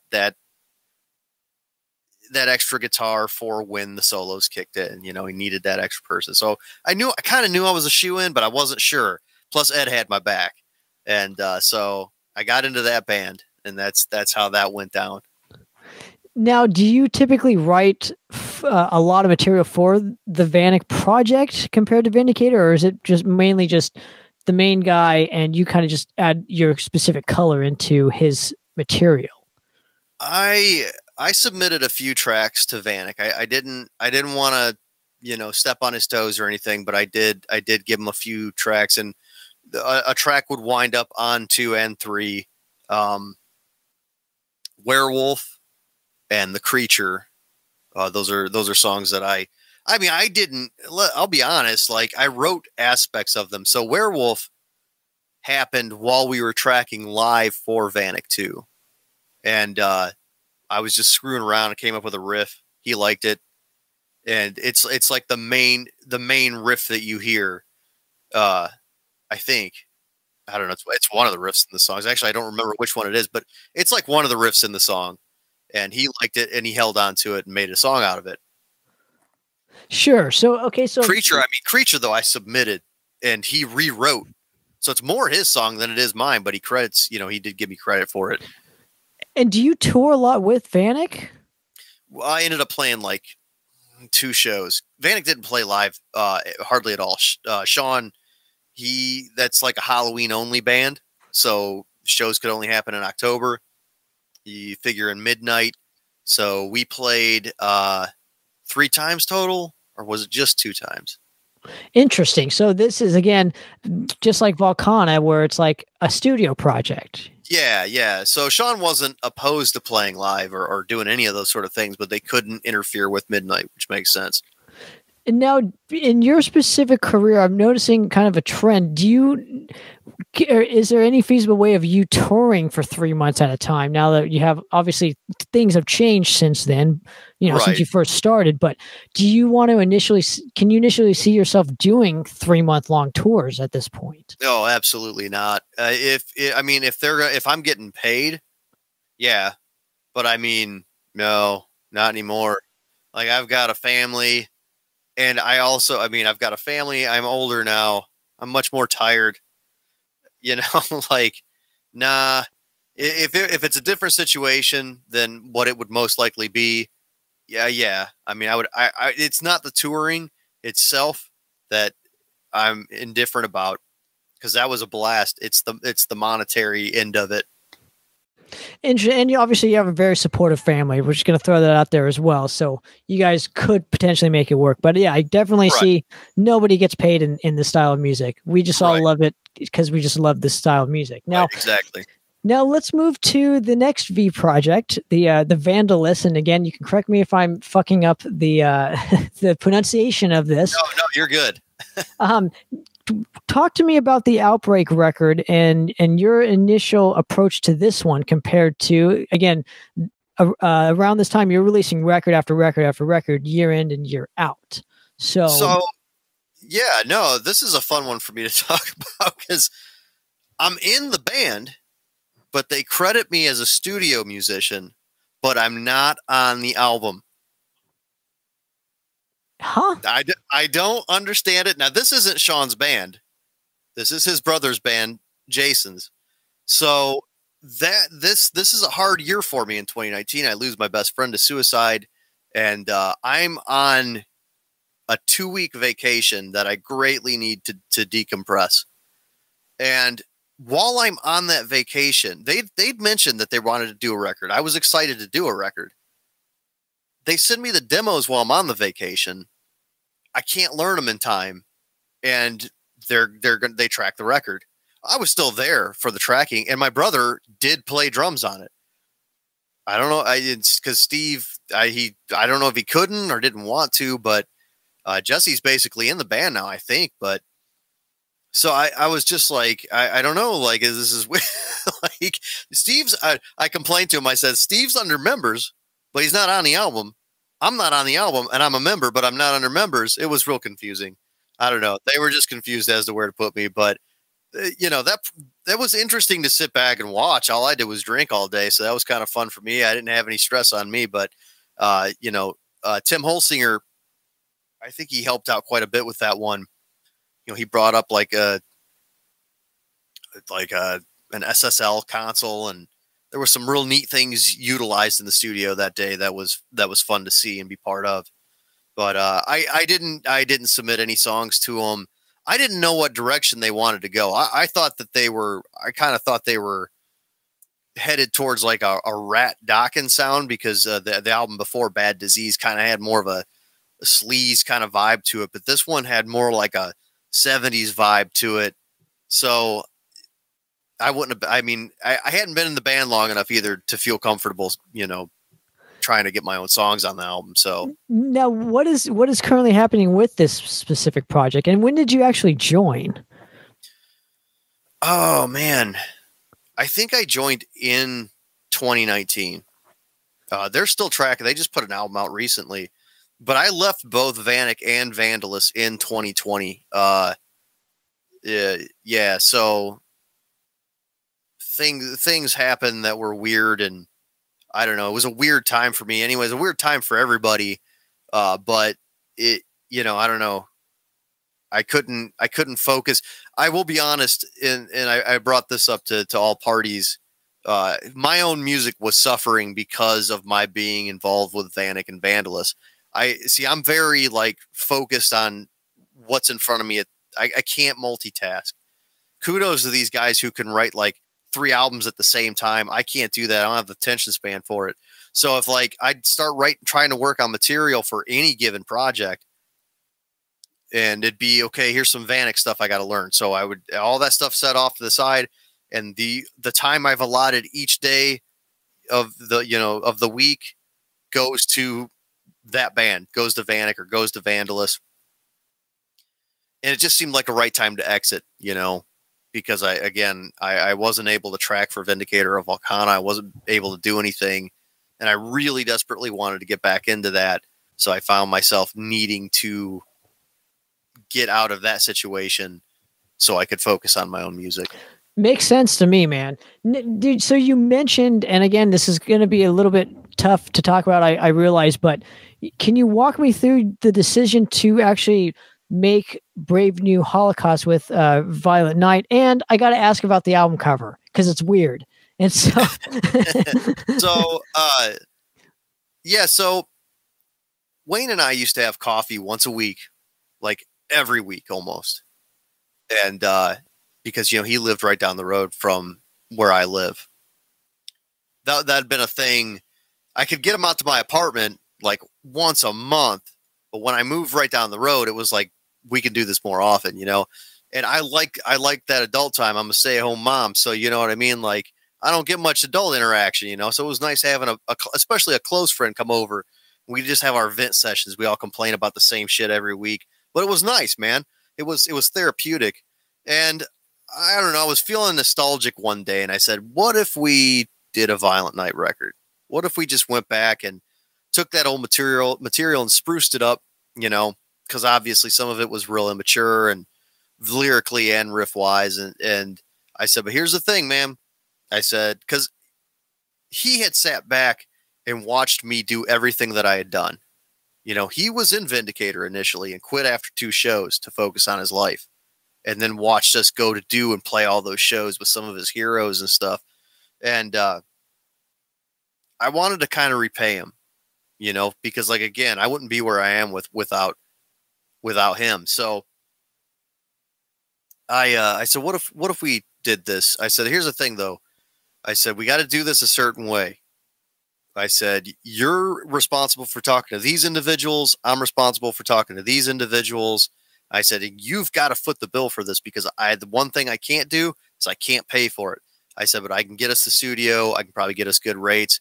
I can get us a label. I can handle everything else. He said, all right, yes, let's do it. So that's how that came to be. I knew he'd always wanted to. He had been in, you know, him and Jesse and Marshall were all in a band called Astronomicon that didn't end up putting out any material, and kind of fell apart, you know, and he tried and just nothing came to fruition. They were able to do some shows and stuff and whatever, but nothing came full circle. He never actually got to complete something. And I don't know, I guess I kind of wanted to do that for him. And not that I didn't want to do it myself. Of course I did, or I wouldn't have even brought it up. So obviously you would go in to record the record per se. And is this his actual only album that he's actually been on? Yeah. Aside from some like, cause he was actually made vocalist in Violent Night prior to us breaking up. And, cause you know, we had 3 guitar players. It was kind of sloppy, and his playing versus mine was weaker. So, but his vocals versus mine at the time, I thought were better. Back then, especially, he had really, really, really good vocals. This is prior to the band falling apart, you know? So, and I got derailed there for a moment. I'm sorry. What was the initial question? Because I feel like I got... It's all good. So this is his yeah, correct. Yeah, only... yeah. First time he's actually... I mean, again, he's on Violent Night demos on like, he sang a few songs in Violent Night even before he took over. So this is going to be like his first actual recording. Yes. So when he initially went into the studio, did you kind of coach him on what to do in the studio as a vocalist? Because again, you've recorded vocals many, many, many times on records. This is kind of, I don't know if this is his first time doing a full length, which I guess we established that it is. So now that we've established that it is, did you kind of coach him on technique and whatnot during this period? Or was this just like, you just threw him in and said, okay, go for it, hit the record button. Let's see. I mean, I kind of did my best, you know. I gave him dummy tracks to kind of follow. You know, I told him, hey, you know, start exercising your voice prior to going into the studio. And, you know, while you're in there tracking, you don't want to be too hard on him because you don't want him to get discouraged. So, you know, between me and the engineer, you know, we did our best to get his best performances out of him. And was this an intent to, did you want to do more records with this project, or is this just like, let's just encapsulate the legacy of Violent Night and, That's what it and was, share yeah. and share the, okay. Yeah, we knew it was going to be one and done. That was always the intent of that album. Interesting. And it obviously came right before his untimely passing. And again, my sincere condolences to you guys on that. Now, can you walk me through the album cover per se and what it is supposed to represent in terms of the title for the album itself? Yeah, so I'm a real big fan of, I don't know, pointing out kind of weird social things. The song itself is kind of about, and I'm going to be real short for words here. I know I am. I had a better explanation of this probably years ago, but it's the selfies, and everyone's seen like the art of the selfies, the people walking off of cliffs in front of traffics, and it's sort of the same thing. And it's how social media has kind of warped us as people in a very lame way to explain that. That's kind of what that is.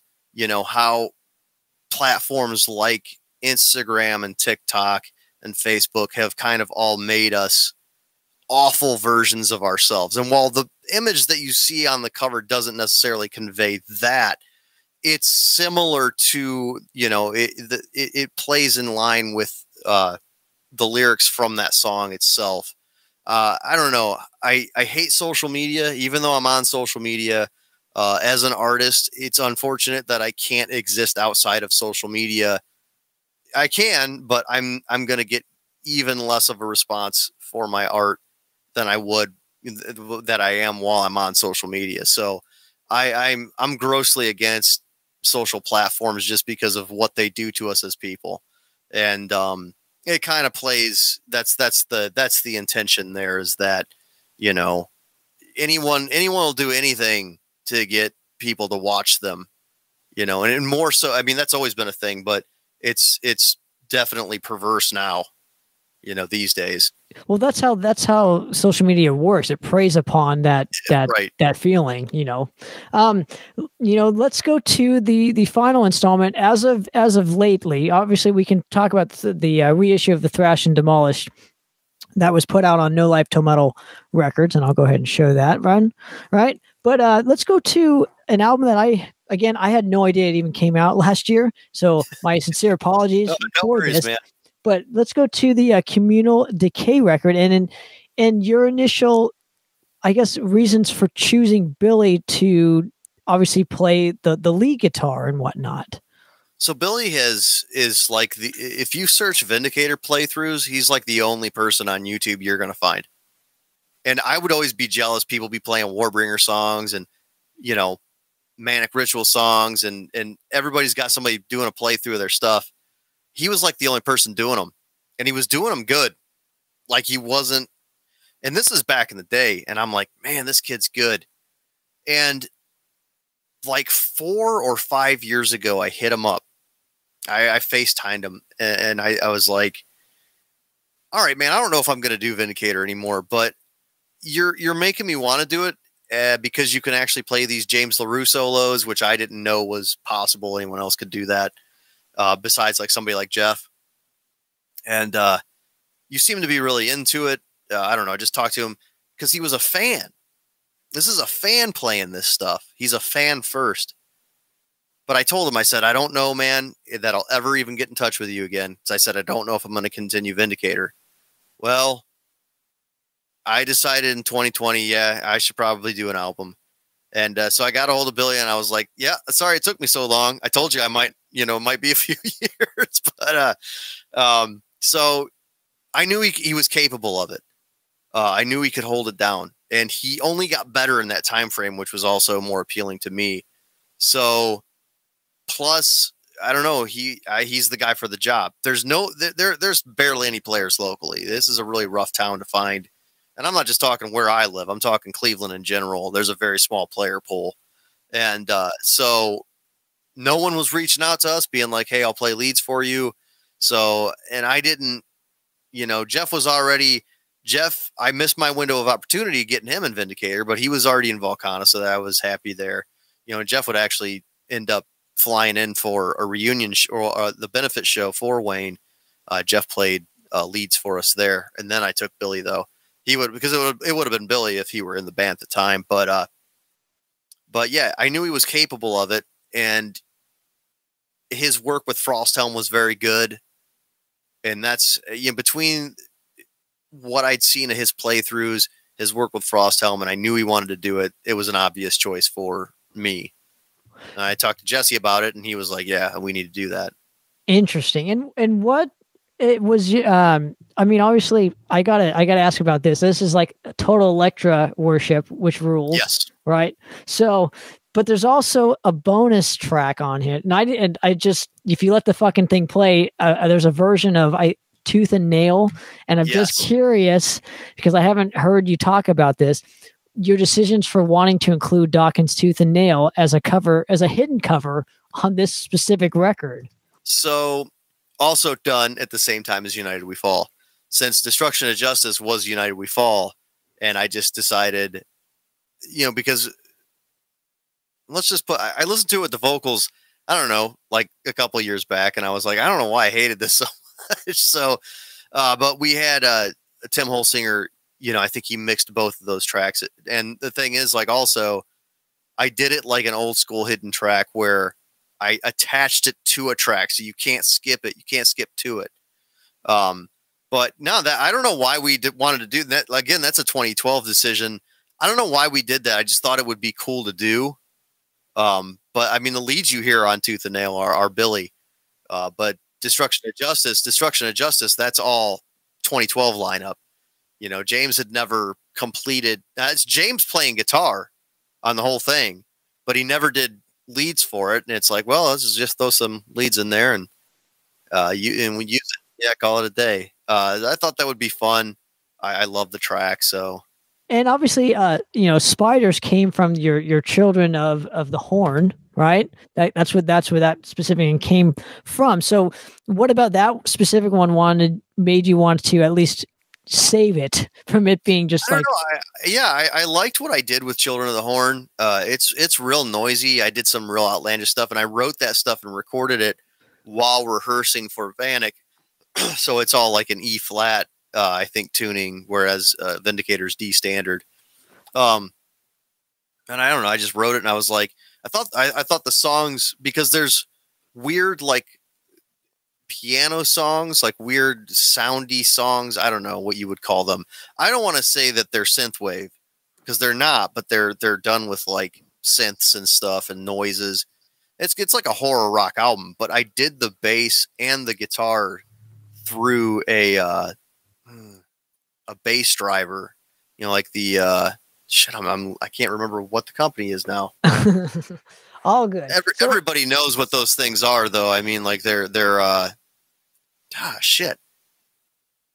That's anyway, so it's not something you would normally do. Is my point.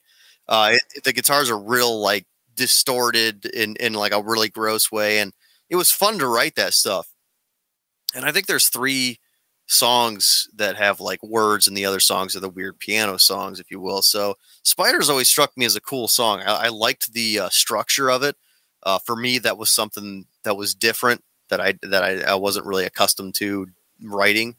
And I was like, man, this one needs to get out there and get noticed. And it was almost a Vanek song. Sean liked it, but he never ended up using it. So I was like, I could play this in the Vindicator fashion. I think that one would work.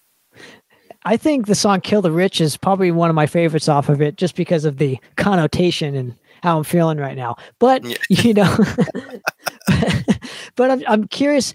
So when did you and Scott Waters and the No Life to Metal camp hook up? Did you know him from the Ultimatum days? Yeah. I knew him from Ultimatum. We had played shows with him. Well, I know we played with him once at least. And that would have been on the Split tour cycle. And he told me recently on the Metal Roundtable that like I really struck a chord with him, just I guess out of kindness. And I don't recall this specific incident, but I remember you know, Ultimatum opened for us, and I had heard of Ultimatum. You know, I knew of those guys from Wayne. Again, one of the bands that Wayne showed me, an obscure band, and I guess they were helping us load the stage, or I was coming in from outside and they were grabbing gear. And I was like, well, he said, you know, you were like, what are you doing? What are you guys doing? And they were like, well, we're going to carry this gear up the stage for you. And I'm like, why would you do that? And they're like, that's just the thing to do. And I was like, you guys just got done playing. We should have been opening for you. And I guess that really struck a chord with them. And, you know, so we've remained friends since, obviously. I mean, one of the okay things with social media. And, you know, I'd seen that, you know, he had started a label, and he, you know, Rox Records had done Michael reissues, which my dad was in that band. And there was talks that they were interested in Volcano for a minute, but that fell through. He had always been interested in Vindicator stuff because, you know, he's a fan. So segueing into the demo reissue, so I'm a big fan of like noisy things on vinyl, and I see that, you know, he was always doing vinyl reissues, and just for shits and giggles, one day when I was drunk, I messaged him and I was like, "How would you like to do the Vindicator demo on vinyl?" I did not expect anything of it, because I think it sounds great on vinyl, because I don't know, I'm partial to that. A lot of people aren't. One of my favorite records is a Destructor live album bootleg on vinyl. It sounds horrendous. I love it. I don't know. And it's just something I love. And I was like, this would be great on vinyl. And he was like, yeah. And which I didn't anticipate. And I was like, shit, all right, let's do it. So it was at the start to obviously you working with him, and obviously he distributes the Communal Decay record. So if you haven't picked up a copy, obviously now's the time to do it, because I think they're almost gone. So, and I know they're in talks with you with repressing this specific record. Now, will you potentially want to work with them on a new Vindicator album? Is that even a thought in your mind? Or anyone that does me right, I try to keep close, you know. So I wouldn't say no. I've always had this, you know, hope of doing something on a big label, but, you know, the older I get, the less I actually want to do that, just because I want the rights to my stuff. I want to be able to do things with my stuff later on down the road. So, I mean, it's definitely crossed my mind. Now it's the new Vindicator record. Those are the challenges. There will be some, because we've got things we've got to do, and we've got riffs that we've got to use. I still have a few more things to say before I'm content. That's all I'm trying to do, is I'm just trying to get to a certain point in my career where I'm like, this one's good. I can shut this one down and do something else now. So. Well, I'm just going to throw this out there. No Life to Metal Records and Rox Productions have done phenomenal for Madrost, which is the band obviously I play in. But yeah, they reissued everything, and it's been, I mean, that's a label where it's like, I can't thank them enough. So I'm just throwing it out there too. That's one benefit to having an indie label that really just supports the band. Because I'd much rather have that than be signed to this huge fucking label that doesn't give a shit about you, that can potentially shelve your record. My record could end up looking like one of those ones in the background there in your room, right? Where it's just a vault of just unreleased material. Exactly. So I'd much rather just work with somebody that gets it. Like, that's more important to me. So I know he's always been saying, "Oh, I want you guys to get signed to a bigger label," but I'm like, at the same time, I want to own my own stuff. I don't want to. I learned from you guys, you know? Yeah. It's a hard lesson to learn, man. It really is. I mean, if you can work with a big label, just if it's a licensing deal where there's an out, good. Yeah, do it. By all means, do it. But if you're signing like work for hire shit, you're going to never get that stuff back. And then there's going to come a point in time where they just don't want to deal with you, much like, you know, what I'm going through with Earache. You know, I've been in talks with them to try to get the Antique Witcheries on vinyl for the better half of this year, which I know this year, well, I shouldn't say that, the better half of 6 or 7 months. And it took that long for them to tell me that I actually don't own my album and can't own my album. It took 6 or 7 years to get an answer from the label. And that includes like 3 or 4 presidents. Wow. Finally, this one got an answer for me. And this one's been responding to me here and there, but it's been tough, man. And that's just because I just want the thing on vinyl myself. I just want it for myself. It would get frustrating. It's frustrating for me to hear that. It's from hard, you, as the artist that wants to do something with your stuff and you can't. It's sad to see the numbers. You know, the most frustrating thing is that I see the numbers. The album's not making them any money, but they won't sell it. What's that about? It's literally bringing you no money, but you're not going to sell it back to me. Well, it's all about control. It's all about control. You know this. Right. They want to control everything. So, well, yeah, and I mean, I'm not the only earache band that can tell you how earache is. You know, I read one time it took Entombed to like 10 years to get a royalty check or something like that. Like, you know, and I mean, those numbers might be off, but it was something substantial, and it was Entombed, and it was in like a metal mag. And I was like, wow, that sounds awful. And now I'm part of that family. In closing, Vic, I want to thank you for coming on and giving me a couple hours of your time to do this. I really, really enjoyed talking with you. Hopefully we can do this again sometime. Yeah, absolutely. And I can help promote in any way that I can. And maybe one day we'll play together. Who knows? But, yeah, you know, in closing, where can people support Vindicator the most? Do you like to send them to the labels that carry your stuff, or do you like to send them to your Bandcamp? Where are the places that you would like the fans to support you guys? I mean, always check the Bandcamp. You know, that's where we get the most out of all of our stuff. But if you can't find releases there, you know, oftentimes check Storm Spell Records or Rocks Records. You know, both of them have things that we've had or have.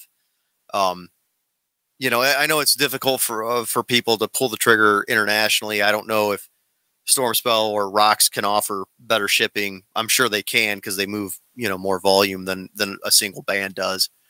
But yeah, man, you know, vindicator.bandcamp.com or Rocks Records or Storm Spell. I mean, usually, I mean, sometimes even through those places, you can find maybe your favorite distro has them. You know, check Hell's Headbangers, or I don't know if The End is still a thing. They used to carry our stuff sometimes, but yeah, for right now, I mean, we sold out of, you know, Communal Decay. So the only place, I don't know if Storm Spell still has any copies.